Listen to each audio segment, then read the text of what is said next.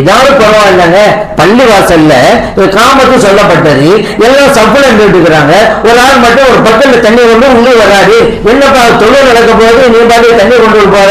அவர் சொல்றாரு, ஆமா அல்லாஹ் குர்ஆன் சொல்லியிருக்காங்க, அதனாலதான் தண்ணி கொண்டு போறேங்கிறாரு. என்ன அல்லாஹ் தஆலா சொன்னா? அல்லாஹ் குர்ஆன் சொல்றான், யா அய்யுஹல்லதீன ஆமனூ, இறை நம்பிக்கையாளர்களே, இதா குன்தும் இல ஸலாத்தி, தொழுகைக்கு நீங்க நின்றுட்டா ஃபக்ஸிலு உஜூஹக்கும், இப்பதான் நீங்க முகத்தை கழுவணும், கையை கழுவணும், ஒது செய்யணும் சொல்லியிருக்கிறான். அதனால சஃப்ல நின்ற போலதான் ஒது செய்வன்னு தண்ணியோட வர்றாரு. அந்த குர்ஆன்ல இருக்குதான். அப்ப அப்படியா? இங்கே தொழுகைக்கு நின்றால் என்றால் தொழுகைக்கு நின்ற பிறகு அல்ல, தொழுகைக்கு நிற்பதற்கு ஆயத்தமானால் அப்படின்னு அர்த்தம். இந்த தஃப்சீர் தான் தேவை. அதற்காக தான் ஹலரத்துமார்கள்லாம் இந்த தஃப்சீர் வகுப்பை நடத்துறாங்க. இல்லண்டா ஆளாளுக்கு அவங்கவுங்க புரிஞ்சுக்கிட்டு அவங்கவுங்க விளக்கத்தை கொடுத்துட்டு இருப்பாங்க.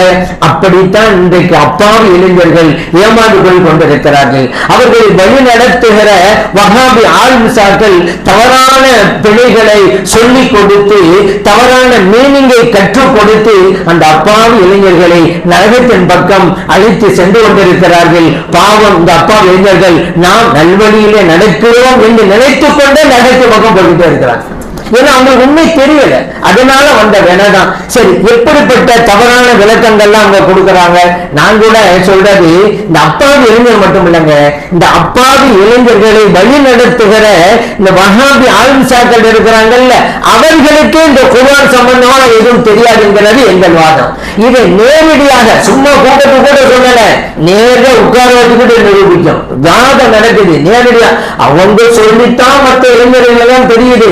அந்த ஆலிம்சாக்களை வச்சுக்கிட்டு நேரடியாக பேசணும். குர்ஆனை புரிய முடியுமா? எங்க இமாம்கள் சொல்லி தரவட்டா அவங்களால அறிய முடியுமா? ஆளுமே தெரியுமா? அப்படியா இருக்கிற அளவுக்கு சொல்லி கேட்டோம். ஒன்னா என்ன தெரியுமா?